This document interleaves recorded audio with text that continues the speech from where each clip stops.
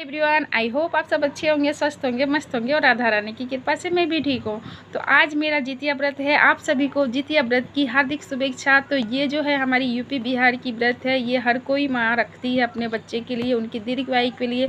तो इस व्रत को मैंने आज नहाय खाई किया है। तो नहाय खाई में सबसे पहले हम लोग को सुबह उठ के घर की अच्छे से साफ़ सफाई करनी होती है। उसके बाद हमें नहाना पड़ता है। नहाने के टाइम पे हमें उत्तर मुँह होके 7 बार अपने पूर्वजों का नाम लेके उनको तर्पण देते हैं। उनकी आत्मा की शांति के लिए उनको हम जल अर्पण करते हैं, उनको फूल बेलपत्र देते हैं।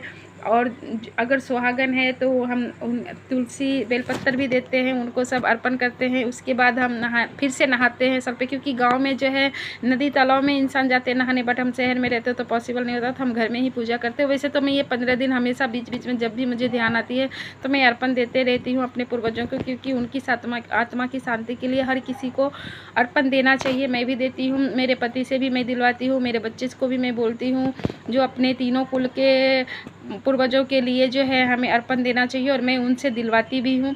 फिर मैं करती हूँ, आज खाना बनाती हूँ सादा। मेरे बिहार में बहुत सारे लोगों का ऐसा प्रचलन है कि वो लोग मरुआ मच्छी वगैरह खाते हैं, बट ये मेरे हिसाब से गलत है। क्योंकि अगर हम सनातनी हैं, हम धर्म के लोग हैं, तो जब हम किसी भी व्रत में हमें कैसे पॉसिबल हो सकता है कि हम जीव हत्या कर सकें। हम अपने बच्चे की जीव के लिए, उसकी लंबी आयु के लिए हम व्रत रखते हो, और हमें या शुद्ध चीज़ और ये किसी की जान मारना, तो ये तो मेरे धर्म में नहीं हो सकता है, मुझे नहीं लगता है। बट सबकी अपनी अपनी सोच, अपनी अपनी मान्यता।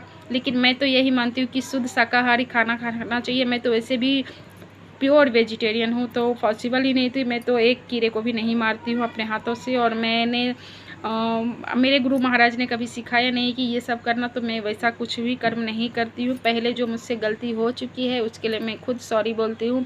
मैंने गुरु महाराज के सामने भी, राधा रानी के सामने भी मैंने माफ़ी मांगी। बट अभी मुझे शुद्ध रहना है, सही मार्ग पे चलना है, अच्छे से रहना है। तो सबसे पहले आज नहाय खाई के दिन हमने पूजा किया है, भगवान को जल दिया है, अपने पूर्वजों को जल अर्पण किया है, पूरे 7 पुस्त को, मेरे ननिहाल, मेरे ददिहाल और मेरे ससुराल तीनों कुल के लिए मैंने सभी पूर्वजों को मैंने जल अर्पण किया। उनकी आत्मा की शांति मांगी। जीवित वाहन देवता को मैंने प्रणाम किया है, उनसे अपनी जो भी गलती सलती है माफ़ किया। मेरे बच्चों के लिए मैंने उनकी लंबी आयु मांगी है, उन्हें सद्बुद्धि मांगा है, सद्ज्ञान मांगा। और मैं सभी बहनों से प्रार्थना करती हूँ कि आप सभी सौभाग्यवती सौभाग्यवती बने रहे, आपके पुत्र की लंबी आयु हो, दीर्घायु हो, सभी माँ बहनें सभी खुश रहे, सभी दुनिया में जितने भी लोग हैं सभी खुश रहे।